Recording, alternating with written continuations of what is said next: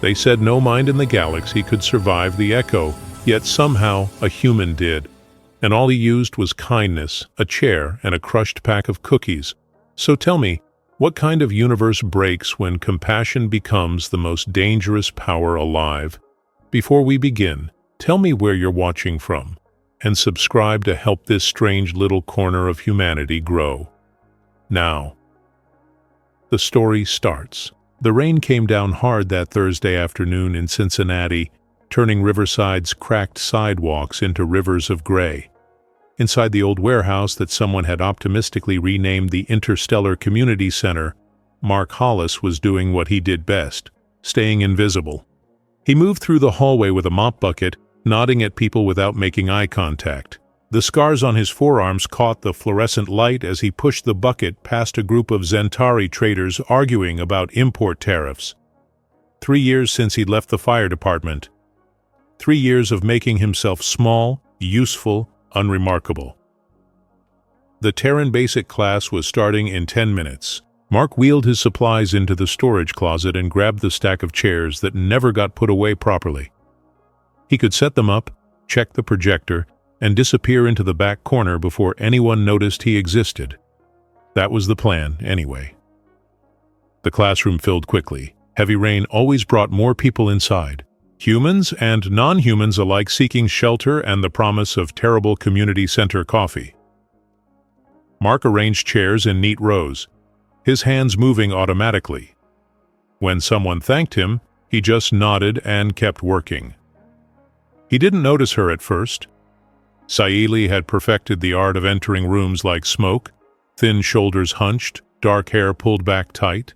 Her skin held that faint blue tint that marked her as Valari, and her golden eyes stayed fixed on the worn linoleum floor.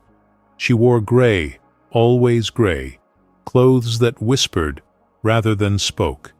She took the corner seat, always the corner. Mark finished with the chairs and retreated to his usual spot in the back. But today, the room was packed. Standing room only in some places, and the only empty seat was next to the Valari woman in the corner. He hesitated. Rain drummed against the windows. Someone coughed. The instructor was pulling up the day's vocabulary on the screen. Mark sat down. He didn't look at her, didn't speak, just settled into the chair and pulled a small, slightly crushed pack of cookies from his jacket pocket. Store brand. The kind that tasted like sweet cardboard. He pushed it across the table toward her without a word, the way you might leave food for a stray cat. The lights flickered. Just for a second, the fluorescence dimmed and something in the air felt strange, like the moment before lightning strikes. Then it passed. Mark thought, the wiring in this place is garbage. Saili thought, not again. Please, not again. But the instructor was talking, and the moment dissolved, and neither of them said anything. Mark pulled out his own notebook and tried to focus on the lesson. Next to him, Saili stared at the cookie packet like it might explode. She didn't touch it during class, didn't look at him, but when everyone filed out an hour later and Mark was stacking chairs again, he glanced at the corner table. The cookie packet was gone. And somehow, despite everything he'd learned about keeping distance, about staying small and uninvolved, Mark found himself hoping she'd liked them. Outside, the rain kept falling on the industrial streets of Cincinnati, washing everything clean for a few hours before the grime returned. Inside the center, the lights hummed their broken tune, and two people who were very good at being invisible had just become slightly less alone. Neither of them knew what that would cost. The next Tuesday, Mark sat in the same seat. He told himself it was because the chair had good back support, not because the Valari woman had looked at the cookies like they were some kind of miracle, not because when she'd finally eaten one, so carefully when she thought no one was watching, something in his chest had felt marginally less heavy. Saili arrived exactly 3 minutes before class started. She moved through the room like she was apologizing for taking up space, and when she saw Mark in the corner, she froze. He didn't look up from his phone, just slid a fresh pack of cookies across the table. She sat down. The instructor started with pronunciation exercises, which always turned into unintentional comedy. A drool merchant kept pronouncing beach in ways that made the humans snicker. Mark found himself drawing quick stick figures in his notebook to help Sayeli with the vocabulary. For the word home, he sketched a crooked little house with a too big door and windows at odd angles. Sayeli pointed at him with her pen. "You?" she said carefully, her accent turning the vowel into something round and uncertain. "Home?" Mark shrugged. "For now." It wasn't much of a conversation, but when Sayeli's mouth twitched almost into a smile, Mark felt that flicker of light again. The feeling of being useful without the crushing weight of responsibility. No one was dying here. No one needed saving. Just cookies and bad drawings and mispronounced words. The lights flickered again when Sayeli laughed at his attempt to draw airplane. This time it lasted longer, and the Volari woman's expression shifted into something that looked like fear. Mark frowned. "You okay?" "Yes." She pulled her shoulders in tighter. "Old building, old lights." "Yeah," Mark agreed, but something felt off. After class, he stayed to clean up while Sayeli hurried out like usual. He was emptying the recycling when his phone buzzed with a notification from the community board. Someone had shared a video from one of those concerned citizen groups. "Humans First, Cincinnati," it said, showing shaky footage of aliens entering the center, with commentary about replacement and cultural invasion. Mark deleted the notification, but the sour feeling stayed. That night, in a small apartment 12 blocks away, Sayeli sat on her bed and stared at the device on her neck. The inhibitor was supposed to be invisible under clothing, a smooth band of bioadaptive metal that kept the echo deep locked away where it belonged. It had been beeping quietly for 2 days now. Not an alarm, just a soft, rhythmic pulse that meant the neural suppression was working harder than it should be, which meant something was waking up, which meant she needed to stop going to that class, stop sitting next to that human with his sad eyes and his cheap cookies and his terrible drawings that somehow made her feel less like a monster. She pulled out her tablet and started composing a transfer request. But when she got to the reason field, her fingers stopped, because the truth was she didn't want to leave. For the first time since arriving on Earth, she had something that felt almost like the beginning of friendship. And that was exactly why she needed to go. The tablet screen blurred.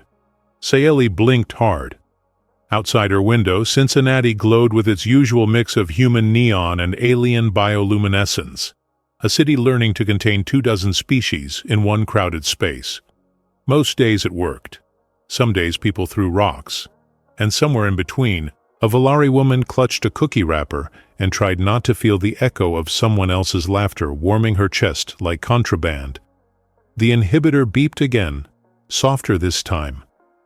Across the city, Mark Hollis stood in his own small apartment and researched the proper pronunciation of basic Volari greetings, telling himself it was just to be helpful at the center. Not because he'd noticed she smiled when he sat down now, not because helping felt bearable when it was just cookies and kindness, not life and death. The rain started again, and both of them tried to sleep.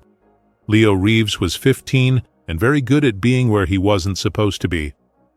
His father didn't notice when Leo stopped coming home right after school, didn't notice much of anything after the 4th beer. So, Leo had mapped out every free space in Riverside where you could sit quietly and no one asked questions.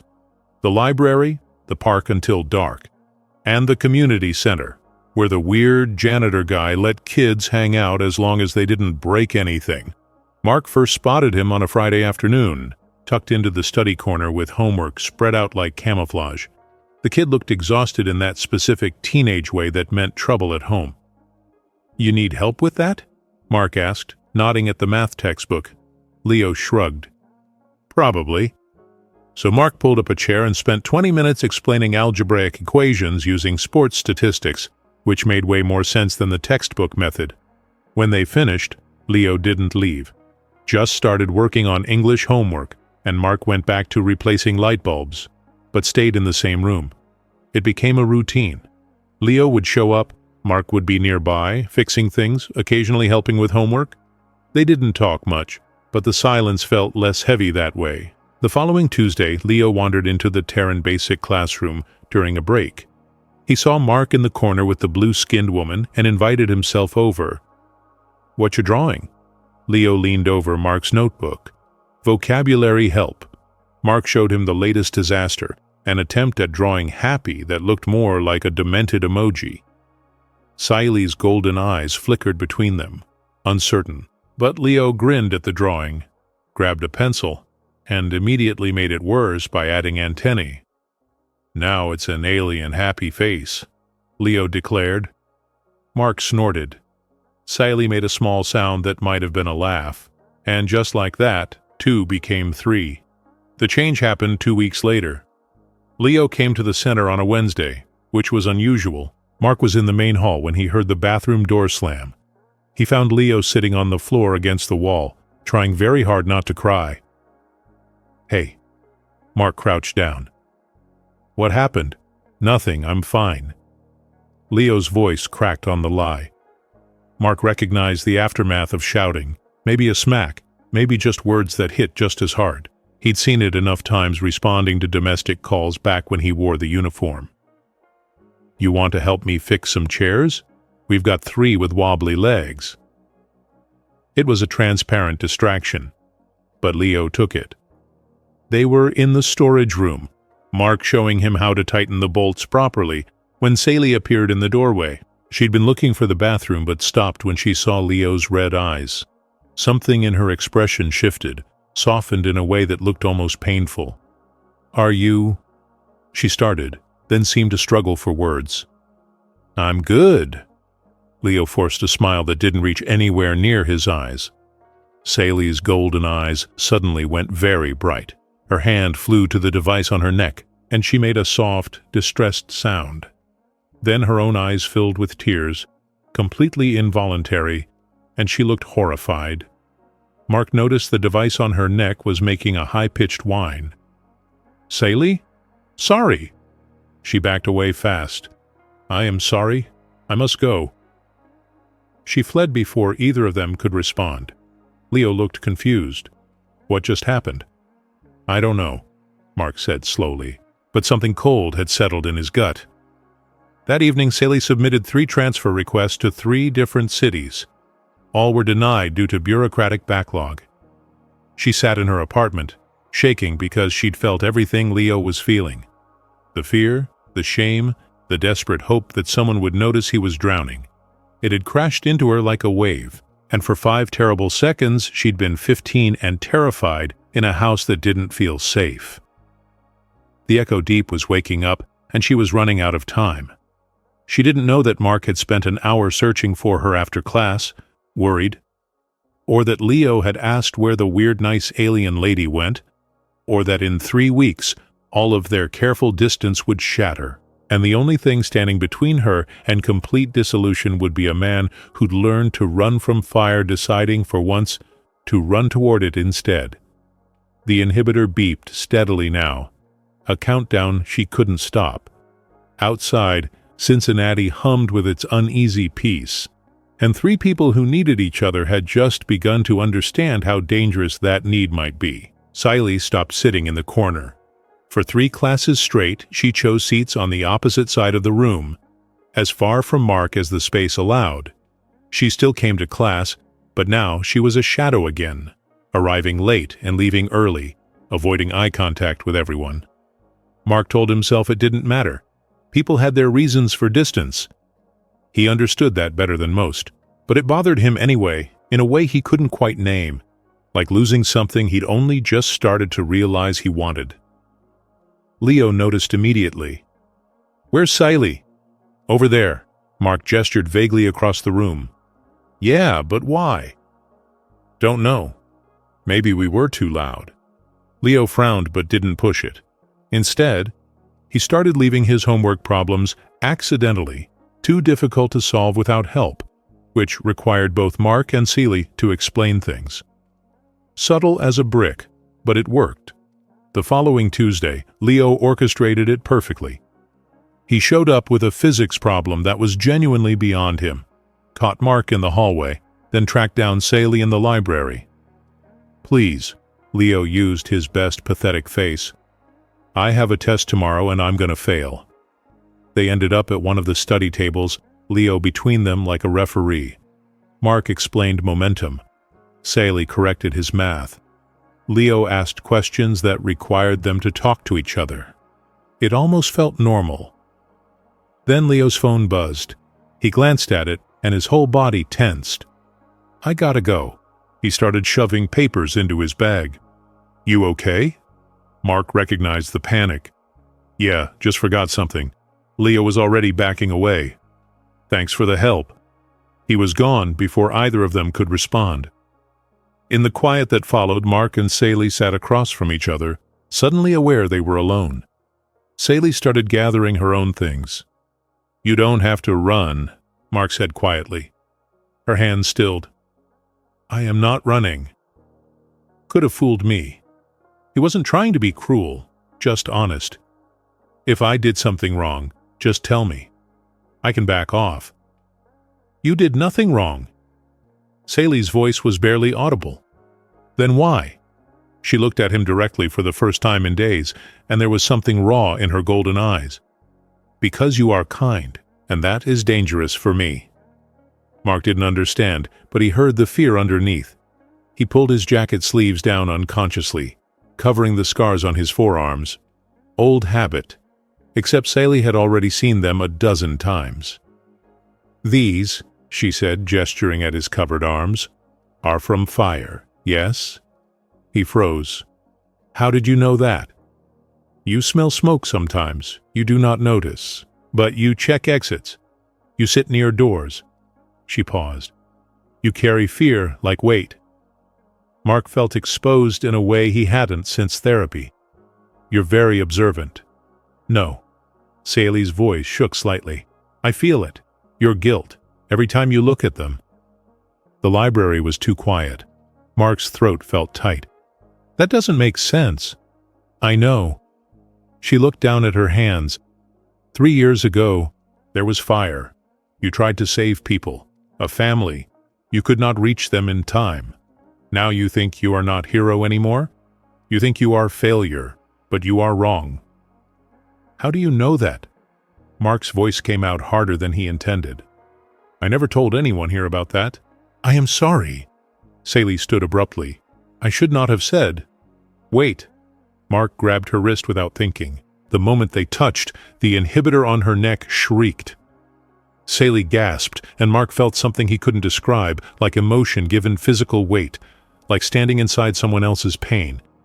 He saw a burning building, smoke, heard screaming, felt the crushing certainty of being too late, too slow, not enough. His own memories, but he was experiencing them through her. Then it was gone. Sally yanked her hand back, clutching her neck, breathing hard. The device stopped its alarm but continued a frantic beeping. What are you? Mark asked. Someone who should not be near you. Sally's voice broke. Someone who will hurt everyone I care about. I am sorry. So sorry. She ran. This time Mark didn't follow. He sat in the empty library, staring at his hands, trying to understand what had just happened. An alien who could feel what he felt, who knew his worst secret without being told, who looked at him with understanding instead of pity. That night at 3 a.m, Mark was still awake, searching for information about empathic aliens. Most results were classified. A few referenced the Volari species and something called the Echo Deep, described in clinical terms as a dangerous telepathic ability, strictly controlled. Controlled. Not helped, not understood, just locked away. He thought about Sally saying his kindness was dangerous, about the fear in her eyes, about carrying guilt so heavy you couldn't put it down even when someone tried to tell you it wasn't yours to carry. Mark made a decision he'd been avoiding for 3 years. Tomorrow, he'd find her, and he'd tell her the thing he'd never said out loud, that the night of the fire, he'd gone back in 3 times, that he'd pulled out 2 adults and a teenager before the floor collapsed, that the family who died were already gone before he arrived, smoke inhalation, nothing he could have done, and that knowing it wasn't his fault never made the weight any lighter. Maybe she'd understand that in ways no one else could. Maybe that's what happened when you met someone who carried their own impossible weight. You stopped carrying it alone.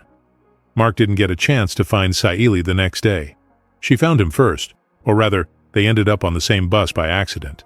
The number 47 that ran through Riverside, packed with the usual afternoon crowd of workers, students, and the handful of non-humans who'd gotten comfortable enough with public transit to risk it. Mark was heading back to the center after picking up supplies.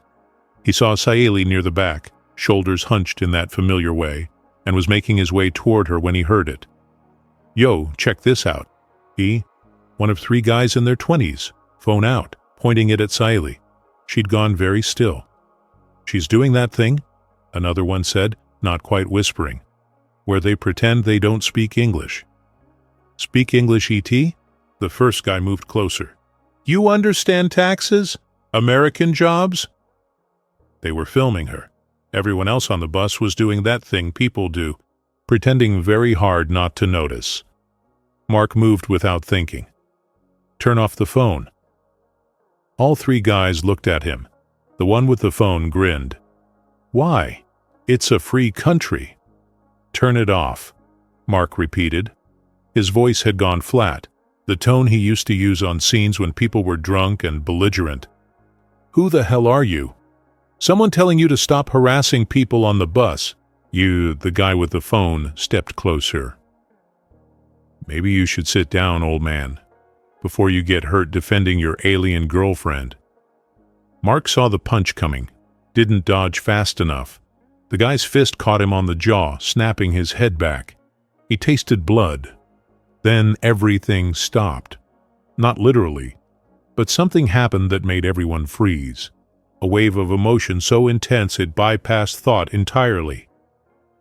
For exactly 10 seconds, every person on that bus felt what Saili was feeling. Shame.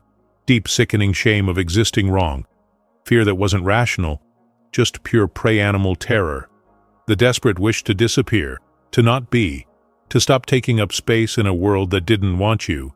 And underneath it all, a vast aching loneliness. The guy who'd thrown the punch sat down hard, face pale. His phone clattered to the floor. One of his friends was crying. The other looked like he might throw up. Mark felt it too, that crushing weight, but he also felt something else.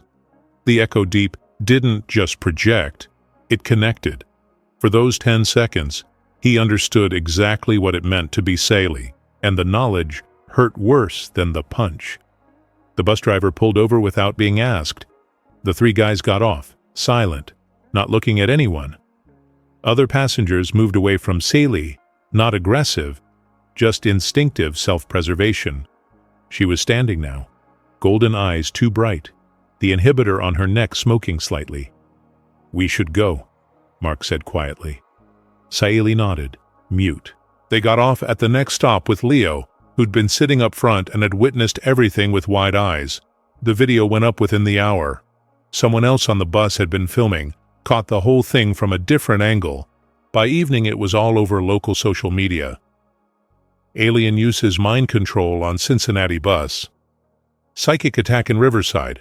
The comments ranged from defense to calls for deportation. Mark sat in his apartment watching it spread, feeling helpless. His phone buzzed. A message from an unknown number. A meeting time and address. Dr. Priya Khan, Bureau of Alien Affairs. Not a request. An order. Across town, Saili sat on her bed, inhibitor finally quiet but permanently damaged. She'd tried to call the Valari embassy, but they'd referred her to Earth authorities. She knew what came next. Deportation if she was lucky. Institutionalization if she wasn't. The Echo Deep was classified as a Class 3 biological weapon. There was no room in the law for accidents or self-defense. Her tablet showed the video. In it, she looked small and scared, exactly what she was. The humans around her looked traumatized. The comments debated whether she was victim or threat, as if the two couldn't coexist.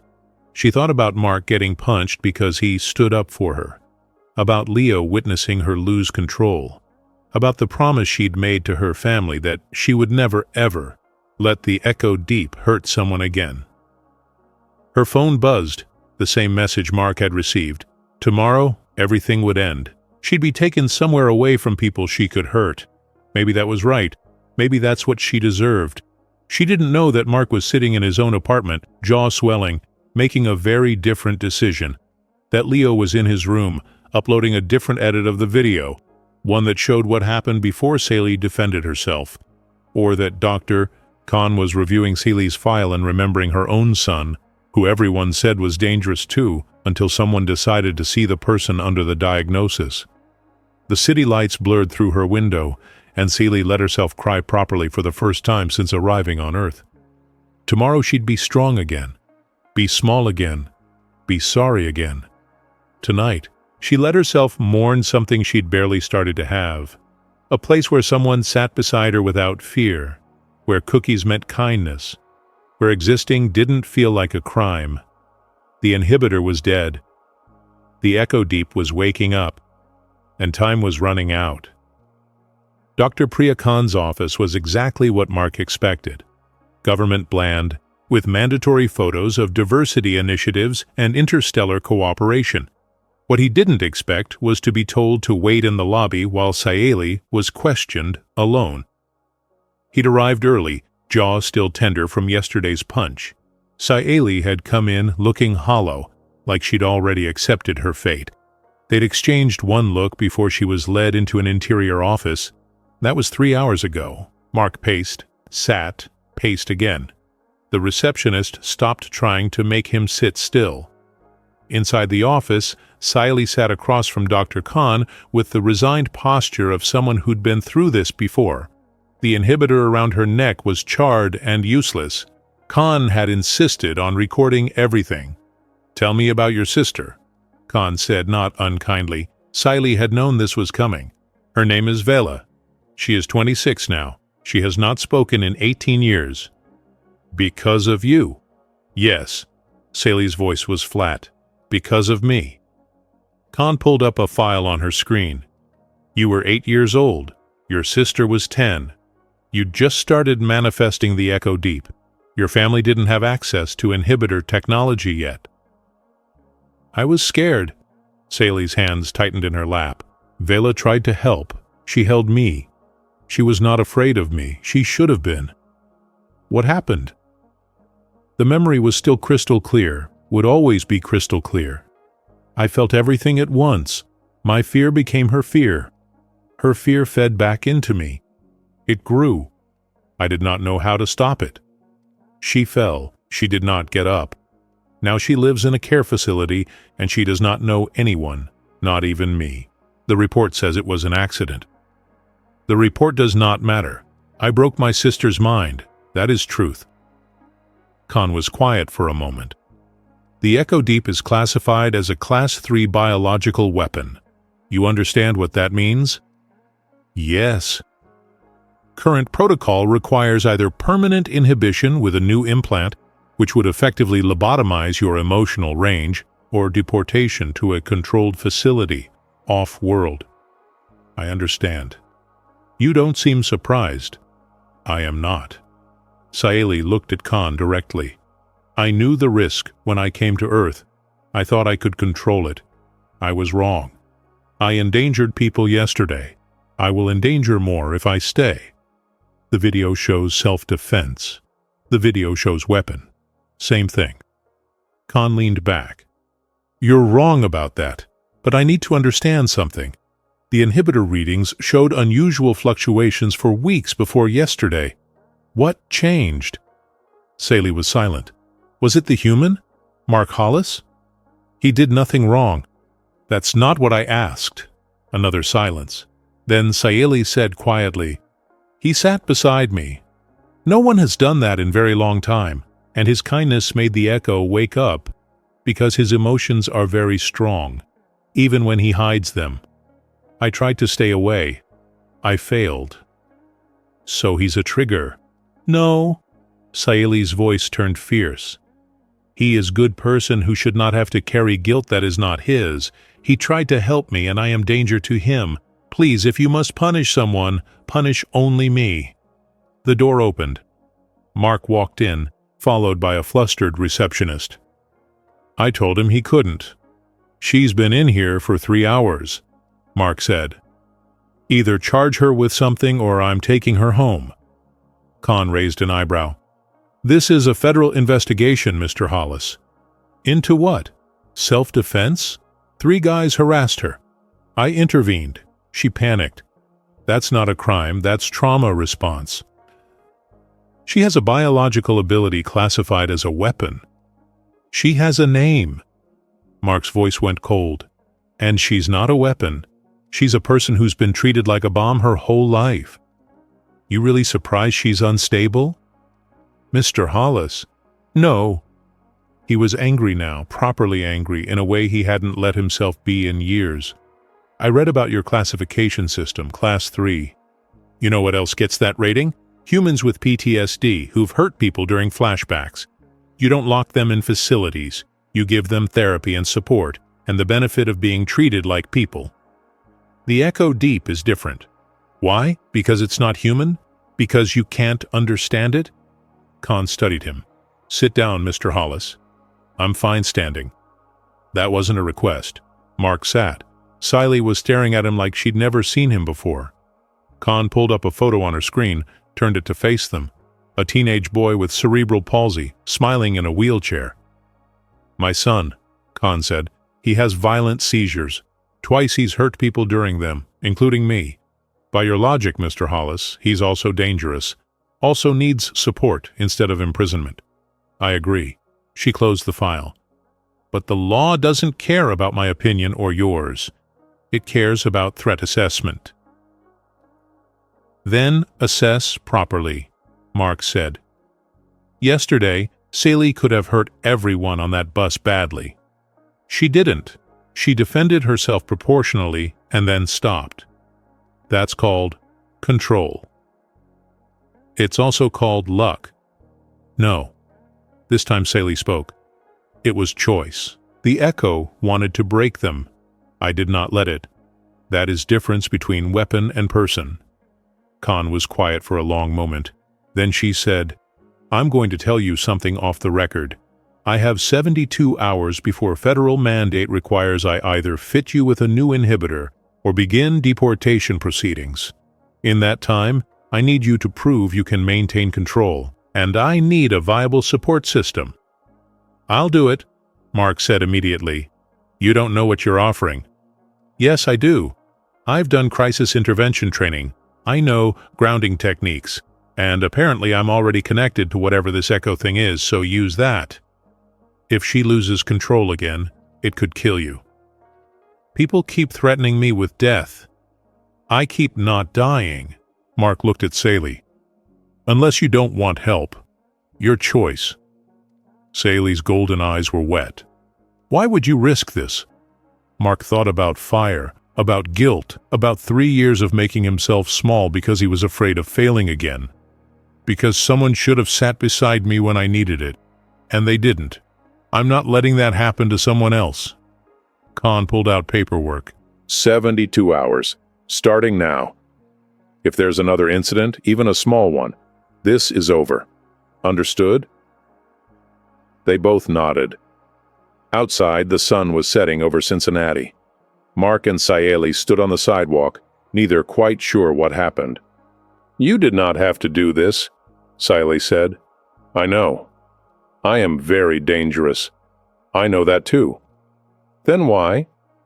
Mark finally looked at her properly. Because you were right. It wasn't my fault. But I needed someone to feel it to believe it. Maybe you need the same thing. Maybe that's how this works.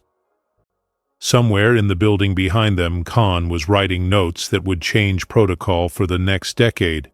On the street, 2 broken people stood in the cooling evening and decided that falling together was better than falling alone. They had 72 hours. It would have to be enough. The protest was announced on social media 2 days before it happened. Peaceful demonstration, they called it, standing up for human spaces. The location, directly in front of the Interstellar Community Center. Date, Saturday afternoon. Time, exactly when the tutoring sessions ran. Mark saw the announcement and immediately called Khan. She'd already mobilized police presence and advised aliens to stay away from the center that day. Cancel all programming. Wait it out. Leo heard about it from a friend and didn't tell anyone he planned to be there anyway.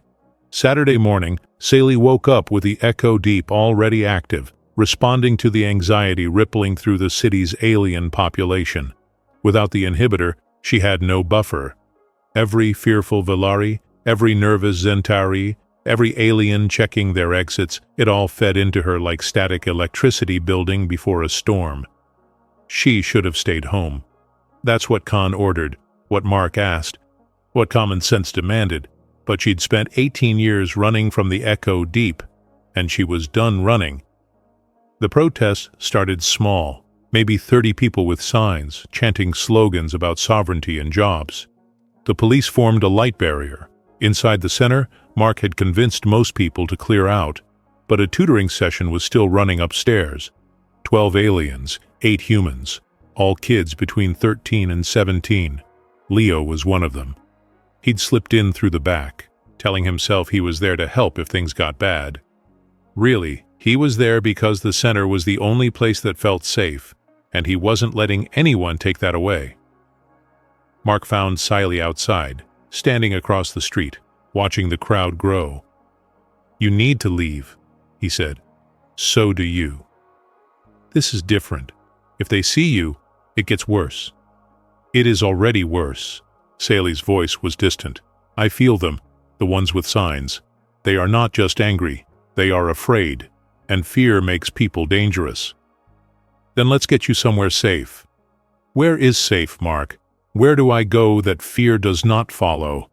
Before he could answer, someone threw the first bottle. It missed the windows but shattered on the brick. The police line tightened. The chanting got louder, uglier. Mark grabbed Sally's arm. "Now, we're leaving now." Then he heard the crash of breaking glass from inside the building. Someone had gotten around back. More were following. The police moved to intercept but were spread too thin. Mark heard screaming from upstairs, young voices, terrified. Leo. Mark's entire body went cold. Not the cold of fear, the cold of recognition. Locked building, fire exits, kids trapped inside. His nightmare made real. "Get to Khan's office," he told Sally. "Call 911. Get help." "What are you doing?" "My job." He ran for the building. Sally watched him disappear through the door and felt the Echo Deep spike. Mark's fear hit her like a physical blow, old trauma overlaying new danger, and underneath it all, the same desperate determination. Save them, get them out, don't fail again. She couldn't leave him, couldn't leave any of them. She followed. Inside was chaos. The protesters who'd broken in were already regretting it, faced with scared teenagers, both human and alien, huddled together in a classroom. Leo was standing in front of the alien kids, phone out, filming, his hands shaking but his stance firm. Mark appeared on the stairs. "Everyone out! Fire exit! Now!" The kids moved. Leo started hurting them. Then someone grabbed the door handle. Locked. The back exit had been chained from outside. Someone had planned this. The fear in that room became something alive. Alien students started having panic responses. Biological. Uncontrollable. One Zentari was changing colors rapidly. A drool was making a distress sound that hurt human ears. And every bit of that terror slammed into Sally the moment she entered the building. The Echo Deep didn't ask permission. It grabbed every emotion in range and amplified it, trying to understand, to process, to somehow make sense of the overwhelming input. Except there was too much. Fear feeding into fear, feeding into rage, feeding into desperation. The device around Sally's neck sparked once, then shattered. The lights went out. In the darkness, Sally's eyes began to glow gold. Outside, protesters suddenly couldn't remember why they were angry. Inside, teenagers dropped to their knees, drowning in emotional overload.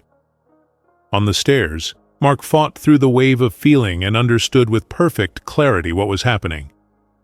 Sally was breaking, not losing control, breaking, like a person holding too much weight, feeling their bones start to crack but unable to put anything down. The echo deep was trying to filter the fear, but there was too much, and it was pulling her apart from the inside. Mark pushed through the crowd, through the emotional maelstrom driven by instinct older than thought. He'd walked into fires. This was just a different kind of burning. He found her in the center of the room, collapsed on her knees, eyes blazing, tears streaming down her face, breathing in sharp gasps like she was drowning. Someone shouted a warning. "Get away from her! She'll kill you!" Mark sat down beside her. Exactly like the first day. Exactly like always. "Saeli," he said quietly, "look at me." Her eyes found his.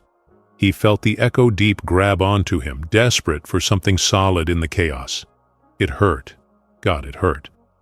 Every fear she was carrying crashed into him, including her own self-hatred, her certainty that she was a monster, that everyone would be better off if she just disappeared. "No," Mark said firmly. "That's not true, and you're not doing this alone." He reached into his jacket and pulled out a crumpled pack of cookies, store brand, half crushed. He held it out to her. For a moment, the absurdity of it cut through everything else. In the middle of an emotional apocalypse, a man was offering cookies. Saeli made a sound between a sob and a laugh. The echo deep grabbed onto that. Hope. Unexpected, illogical hope. The feeling of someone staying when they should run. The memory of every Tuesday, every stupid drawing, every small kindness that said you're worth sitting beside. "Count 5 things you can feel," Mark said. "The floor, my hand, the air, the sound of my voice, your own heartbeat." Saeli repeated it, shaking. The echo deep started to organize instead of just amplifying. "If you're going to fall," Mark said, "fall with me. Not alone. Never alone." Outside, the protest had dissolved into crying. People sitting on curbs, holding each other, not sure what happened, but feeling fundamentally changed. Police stood confused. Khan's car screeched up. Inside, the echo deep made a choice. If there was too much fear to hold, it would share the load. Every person in that building, protester and student, human and alien, felt a piece of what Saeli carried. Just enough to understand, just enough to feel the weight, and underneath it all, one solid truth. Someone chose to stay. The glow faded. Saeli collapsed against Mark. He held her while she shook. Around them, teenagers slowly stood up. Leo lowered his phone, tears on his face. The protesters who'd broken in looked shell-shocked. Outside, sirens finally approached. Inside, 2 people sat in the darkness and proved something neither of them had believed. You could fall without breaking, if someone caught you. Khan arrived to find her entire protocol shattered across the floor of a community center. The police had secured the scene but didn't know what they were securing against. Protesters sat dazed on the sidewalk. Inside, teenagers huddled in groups, quiet, processing. And in the middle of it all, a Valari woman with a destroyed inhibitor sat next to a human who should have run but hadn't. Khan knelt beside them. "What did you do?" "We fell," Mark said simply. He looked exhausted but calm. "And we didn't let each other hit the ground alone." That's not how containment protocols work. Your protocols don't work. Mark met her eyes. She didn't attack anyone. She tried to hold too much and almost broke from the weight. The Echo Deep isn't a weapon. It's a last-ditch attempt to survive emotional overload by sharing the burden. That's not in any research. Maybe you've been researching wrong. Saeli lifted her head. I am sorry, I did not mean to break rules, but he is correct. When the Echo has anchor, it does not destroy. It distributes. Khan pulled out her tablet, already calculating. The federal mandate was now unavoidable, but the nature of the incident had changed. This wasn't an attack. It was closer to a panic response that accidentally created mass therapy. I need statements from everyone, Khan said, and we need to figure out what happened exactly before federal agents arrive tomorrow. I recorded most of it, a voice said. Leo stood nearby, phone in hand, looking younger than 15. "I've got video from inside. What really happened? Not the outside stuff, the inside." Khan took the phone, watched. Her expression shifted as she saw Mark walk through chaos, sit beside Saley, offer cookies in the middle of an emotional apocalypse. Saw the moment the Echo Deep stopped destroying and started distributing. Saw teenagers, human and alien, helping each other up afterward, changed, but not broken. "Can I have this?" Khan asked. "Already uploaded," Leo said quietly. "To my channel.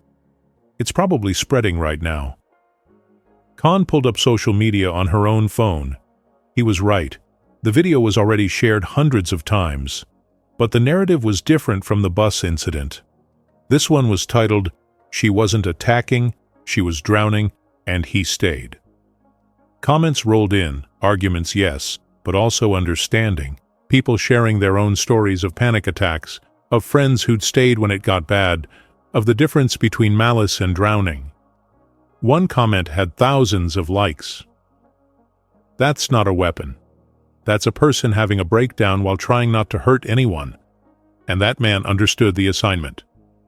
Khan made a decision that would either save her career or end it. We have 12 hours before federal oversight arrives. In that time, I need to document this as a breakthrough in interspecies crisis response, rather than a catastrophic failure. I need every one of you to help me write this report correctly. Over the next hours, something unexpected happened. The teenagers stayed. The protesters who'd broken in stayed. They all gave statements, and those statements told a story of forced empathy that had prevented tragedy rather than caused it. One protester, a man in his 40s who'd been chanting about alien invasion, sat in the center and said, "I felt what she felt, the fear of existing wrong. I spent 20 minutes thinking I was going to die just from being seen. That's not human, but it's also not monster. It's just someone carrying more than any person should have to carry." Another, "My daughter has severe anxiety. What happened in there? That's what her panic attacks look like from the inside. I know because I felt it. And that man, he did exactly what I do for her. Stay, ground, don't run." Khan documented everything. The data was unprecedented. Forced empathic connection had created understanding, not trauma. The Echo Deep, given a stable anchor, had functioned as a pressure release rather than a bomb. Saley sat through it all in a daze. Mark stayed beside her, steady, occasionally making her drink water or eat the terrible vending machine crackers. "You should rest," Saley told him. "So should you." "I cannot. If I sleep, I might wake up in federal custody. Then I'll stay awake too." Saley looked at him, this human who kept choosing her when logic said run. "Why do you keep doing this?" Mark was quiet for a moment. "You know how you felt everyone's fear today? That crushing weight of everyone's worst feelings?" Saley nodded. "That's what guilt feels like. What trauma feels like. You carry everyone's pain because the echo makes you. I carried everyone's pain because I chose to. Because I thought if I could just save enough people, fix enough things, eventually the weight would get lighter." Did it? No. It just meant I was alone with it. He met her eyes. "But today, when you shared the weight, it didn't kill anyone. It made them understand. Maybe that's what we've both needed. Not to carry less, but to not carry alone." Outside, night fell on Cincinnati.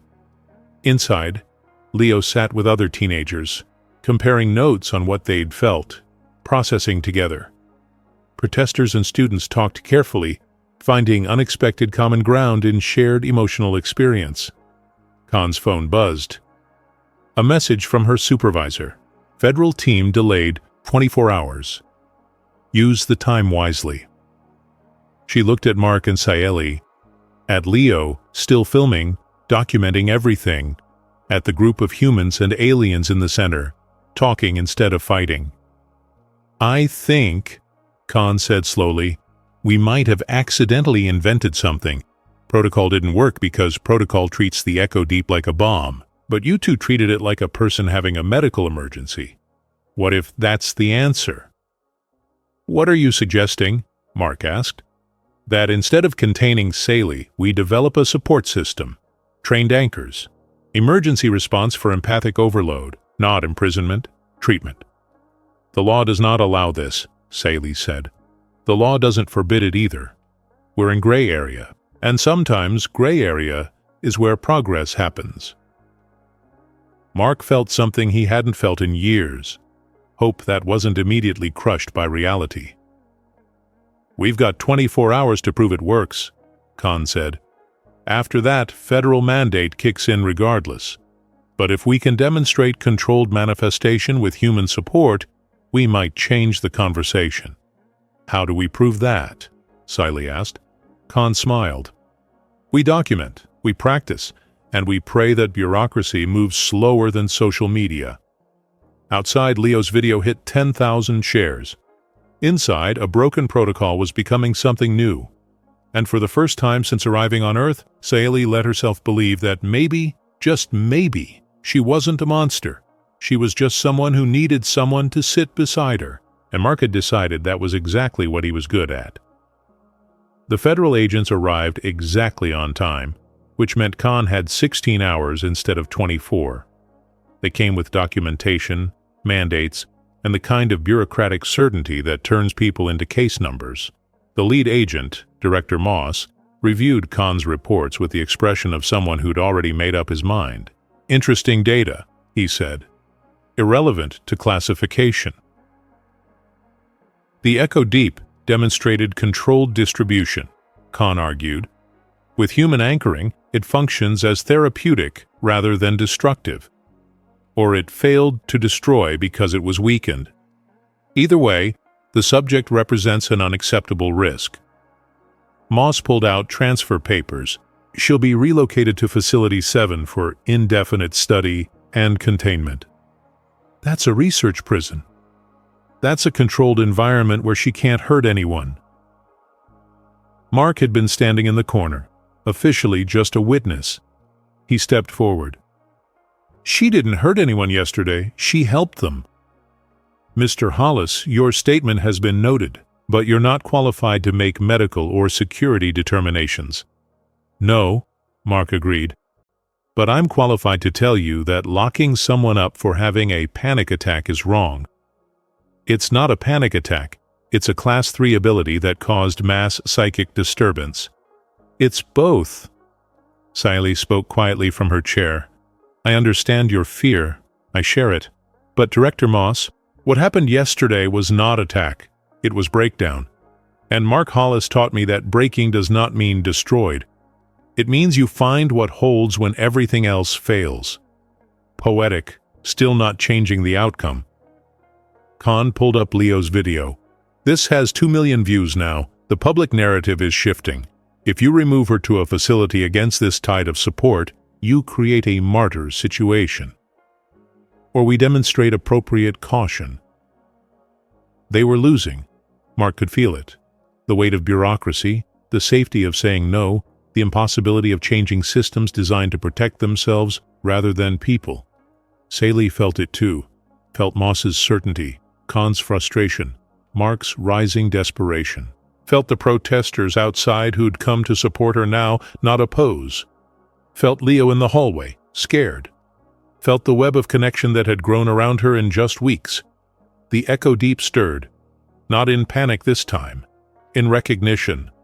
All these people, choosing to care when it would be easier not to. Choosing complicated over simple. Choosing her. Director Moss, Saley said, may I show you something? I don't think that's wise. Please, just 7 minutes. If after you still wish to take me, I will go without resistance. Moss considered. 7 minutes wouldn't change his report. Fine, 7 minutes. Saley looked at Mark. I need anchor. You've got it. She stood, moved to the center of the room. Mark sat in a chair beside her. Not holding her hand, just present. Close enough. Everyone else should leave, Moss said. No. Saley's voice was firm. They stay. All of them. That is point.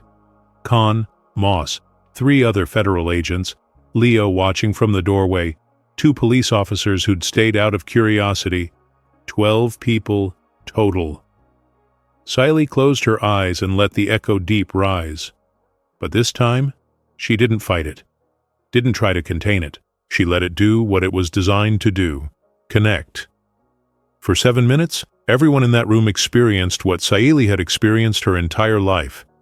They felt the moment she broke her sister. Felt the guilt, yes, but also felt being 8 years old and terrified, wanting only to make the pain stop and instead making it infinite. Felt 18 years of being called dangerous, of being contained, of learning that existing meant apologizing. Then they felt Mark, his fire, his failure, his 3 years of making himself small because he was afraid that trying to help would end in death.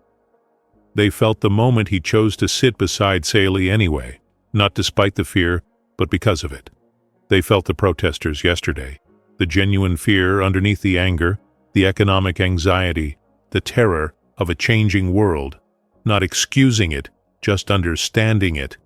They felt Leo, hiding from a father who loved him when sober and forgot him when drunk, finding family in a community center with strangers who chose to see him. They felt Khan, holding her son during seizures, loving him through every moment people called him dangerous. And finally, they felt yesterday. Not the panic, but the moment Mark sat beside Saley and offered cookies. The absurdity, the humanity, the simple, stubborn refusal to let someone fall alone. The echo deep showed them what it meant to be human, messy, broken, afraid, and still choosing connection over safety. When it ended, Moss was crying. He didn't want to be, tried to stop, couldn't. He started, voice rough. That's not possible. The echo deep doesn't work that way. It does, Saley said gently, when given choice instead of fear, when given anchor instead of prison. The power does not change. The container does. One of the other agents spoke up. I've been containing psychics for 12 years. I've never felt anything like that. That wasn't an attack. That was understanding forced down your throat until you couldn't deny it anymore. Is that better? Moss asked, but his certainty was cracking. Maybe, the agent said. Maybe forcing people to understand each other isn't the worst weapon in the universe. Mark spoke up. 3 years ago, I failed to save people because I was alone in the fire. Yesterday, Saley almost broke because she was alone in everyone's fear. What if the answer isn't isolation? What if it's exactly the opposite? You're suggesting weaponizing empathy. I'm suggesting we stop treating empathy like it's more dangerous than hatred. Moss pulled out his tablet, read the mandate, read Khan's reports, read the public response to Leo's video, looked at Saley, who was exhausted but standing, waiting for judgment. This is above my authority, he finally said. Then who has the authority? Khan asked. Policy Committee, Federal Review Board, it'll take months. So what happens to her while you deliberate? Moss was quiet for a long moment. Then he did something that would either end his career or begin a new protocol. Supervised release. She stays in Cincinnati, weekly check-ins, 0 tolerance for incidents, and she maintains a designated anchor at all times. He looked at Mark. That would be you, officially, with training, protocols, and the understanding that if this fails, you're both done. I'll do it, Mark said immediately. You haven't heard the requirements. Don't care, yes. Saley grabbed his hand.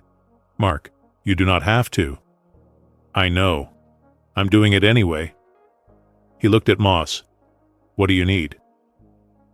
For the next hour, they worked out details. Mark would be trained in crisis response for empathic overload. Saley would attend therapy. They'd develop protocols together, document everything, submit to regular evaluation. It wasn't freedom exactly, but it wasn't a prison either.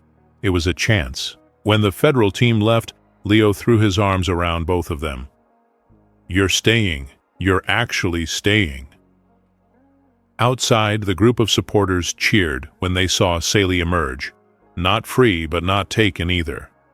Khan pulled Mark aside. "You know this is experimental. You're betting your life on an untested theory. I've been betting my life on worse odds for years. At least this time I'm not alone." That night, Cincinnati News ran the story. Social media exploded with analysis. Some praised the decision, others called it dangerous, but the conversation had changed. The question was no longer, "Is she a weapon?" It was, "How do we help?" And sometimes, that's all the progress you can ask for. In the center, Mark and Saley sat in their usual corner, the place that started everything. Leo drew them, adding dramatic lighting, making them look like superheroes. "We're not heroes," Mark said. "Sure you are?" Leo grinned. "Just the weird kind, the kind that saves people by sitting down and offering snacks." Saley laughed. The sound was getting easier. And the echo deep, for the first time in her life, felt like something she could live with, because she wasn't living with it alone. 3 weeks later, the Federal Review Board delivered their verdict, conditional approval for the Cincinnati Empathic Crisis Response Program. It was a terrible name, and Leo immediately started calling it the Cookie Protocol, which somehow stuck. The program was simple in theory, complicated in practice. Saley would work as a mediator in crisis situations involving interspecies conflict, using the echo deep not to force compliance, but to create temporary understanding between parties. Mark would serve as her anchor, the emotional ground wire that kept the power from overwhelming her. Khan would supervise, document, and fight the bureaucracy that still wanted to classify Saley as a threat. The first official case came on a Thursday. A Zentari family was being evicted from their apartment. The landlord claimed code violations. The family claimed discrimination. Both sides were dug in. Lawyers ready, media circling. Khan called it a perfect test case. Saley and Mark arrived to find both parties in separate rooms, refusing to talk. Mark made terrible coffee. Saley sat in the middle and, with explicit consent from everyone present, let the echo deep bridge the gap.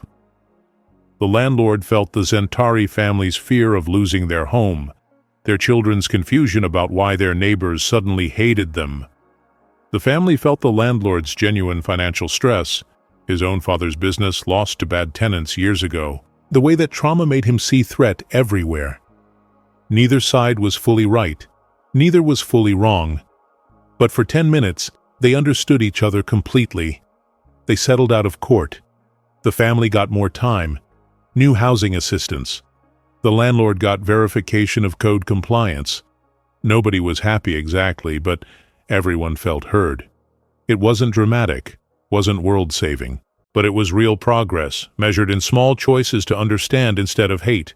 Leo filmed the whole thing and posted it with the caption, "This is what happens when we stop trying to win and start trying to understand." Pretty boring, pretty revolutionary. The video got moderate views, no viral explosion, just steady sharing among people tired of conflict. Mark found that he liked this new version of helping. No rushing into danger, no life or death stakes, just sitting beside someone and helping them carry weight they couldn't manage alone. It turned out that was heroic enough. Saley discovered something surprising. The echo deep wasn't just a curse, used intentionally, with consent. It was a tool for something humans had been trying to do for centuries, making people see each other as people instead of abstractions. It didn't solve everything, but it cracked doors that had been locked for generations. On a Tuesday evening, 6 weeks after everything changed, Mark and Saley sat in the community center classroom. Same corner, same terrible chairs. The Terran Basic class had just ended. Saley had her own pack of cookies now, better ones from the fancy store. She pushed them toward Mark in mirror of that first day. He took one. "These are way better than mine were." "I know. You have terrible taste." Rude. Accurate. They sat in comfortable silence. the kind that comes from spending hours in each other's emotional space, learning the contours of someone's fear and hope and pain until they're as familiar as your own. Do you regret it? Sayeli asked quietly. Staying? Becoming anchor? All of this. Mark considered. His life had gotten more complicated, not less. The protocols were exhausting. The scrutiny was constant. He'd been called everything from hero to enabler to fool. No, he said. I regret the 3 years I spent making myself small because I was afraid of failing. I don't regret choosing to be part of something bigger than my fear. Even when I am difficult? Especially then. He smiled. You think you're the only one who's difficult? I'm a 33-year-old man who needed alien empathy powers to finally deal with his trauma. I'm a disaster. You are my disaster, Sayeli said, then looked surprised at herself. That sounded better in my head. Mark laughed, the real kind, not the careful kind. It sounded pretty good out loud, too. Leo appeared in the doorway, backpack slung over one shoulder. His father was 2 months sober now, attending meetings, trying. It wasn't perfect, but it was better. Family services had been quietly involved since the incident, making sure Leo had support. You two are disgustingly wholesome, Leo announced. I've drawn you as a comic series. It's doing okay online. Figured you should know before it gets weird. How weird? Mark asked, suspicious. Someone wrote fan fiction. I didn't read it. I have boundaries. Sayeli looked confused. What is fan fiction? Oh, something I'm not explaining, Mark said quickly. Leo, go home. Do homework. Live your life. Fine. But you're both in issue 3, fighting a discrimination law with the power of feelings and cookies. It's very emotional. My editor loves it. Your editor? Yeah, a small press picked it up. The Trinity of Cincinnati is going to be a real comic. They're paying me actual money. Leo grinned. Thanks for being interesting. He left before they could respond. Khan appeared next, tablet in hand. Federal Review Board wants a full report by next month. Also, 3 other cities have requested information about implementing similar programs. Cleveland, Detroit, and Portland. We've only been doing this 6 weeks, Mark said, and you've resolved 4 major disputes without violence. That's better stats than most mediators get in a year. Congratulations, you've accidentally started a movement. After Khan left, Mark and Sayeli sat in the empty classroom. The lights hummed their familiar tune, no longer flickering. The building was getting actual electrical work done, funding from a grant someone had written based on the center's new role in interspecies relations. When you sat beside me that first day, Sayeli said, I thought I would destroy everything. And you did, Mark said, just not the things you thought. What did I destroy? The idea that some people are too broken to be helped. The idea that some problems are too dangerous to sit beside. The idea that the best way to handle fear is to lock it away instead of understand it. Those are big ideas to break with cookies. Yeah, well. Mark pulled out a fresh pack from his jacket. Still the cheap kind. Still slightly crushed. Sometimes the biggest changes start with the smallest choices. He pushed the pack toward her. She pushed it back. They shared them instead, like they'd done every Tuesday for 2 months now, building something neither of them had words for yet. Not quite friendship, not quite family, not quite romance. Something specific to people who'd fallen together and decided that was its own kind of flying. Outside, Cincinnati continued its complicated piece. Humans and non-humans sharing space, making mistakes, trying again. The news cycle moved on. The social media attention faded, but the work continued, quiet and steady. In a federal building in D.C., someone added a new classification to the database. Class 3 Biological Ability, Therapeutic Application. It wasn't much, but it was a start. In Cleveland, a Valari teenager read about Sayeli and stopped hiding her own empathic abilities. In the community center, Leo drew the final panel of issue 3, showing Mark and Sayeli sitting on a bench, the city lights behind them, caption reading, "They didn't save the world, they just sat beside each other until the world saved itself. And on a Tuesday evening in Cincinnati, in an old warehouse that someone had optimistically renamed a community center, two people who'd learned that falling wasn't the end sat in their corner and proved that the most revolutionary act in the universe wasn't strength or power or dominance. It was choosing, despite everything, to sit beside someone who scared you and offer them a cookie. Because humans, strange as they were, had figured out something that most of the galaxy was still learning. The things that make you vulnerable are the exact same things that make you strong. And the scariest ability in the universe wasn't the power to control minds. It was the power to understand them, which meant you had to admit they were just as complicated and broken and beautiful as your own. Sayeli looked at Mark, this human who'd walked into her fire because someone needed to. Mark looked at Sayeli, this alien who'd shown him that helping wasn't about being perfect. It was about being present. And somewhere between them, in the space where fear used to live, something new was growing, something that looked a lot like hope. The light stayed steady, the cookies got eaten, and Tuesday rolled around again, the way it always would, bringing with it the chance to choose sitting down over running away. In the end, that's all heroism really was, the stubborn, repeated choice to stay. In the end, their story whispered a truth we keep trying to forget. Sometimes the real power isn't in changing the universe, but in sitting beside someone long enough that the universe inside them shifts by a single, impossible inch. And if two broken people in an old warehouse in Cincinnati can choose connection over fear, maybe the rest of us aren't as doomed as we pretend to be. Maybe the galaxy bends, not because of strength, but because someone stayed in the chair instead of running for the exit. Now tell me, quietly, like you're asking yourself, not me, when was the last time you chose to understand someone instead of agreeing with your own fear? What weight are you carrying alone that might change shape if someone else held even one corner of it? And if empathy is a dangerous power, what small revolution could start if we stopped being afraid to use it? If you stayed until the end and survived the emotional whiplash, congrats, champion. Write the word echo in the comments so I know you walked this whole road with us. Tell me your city, earthbound or otherwise. Subscribe if you want to sit with us again on the next story.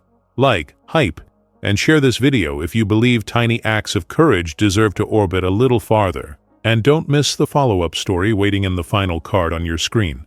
Because the universe may be infinite, but this community doesn't feel complete without you.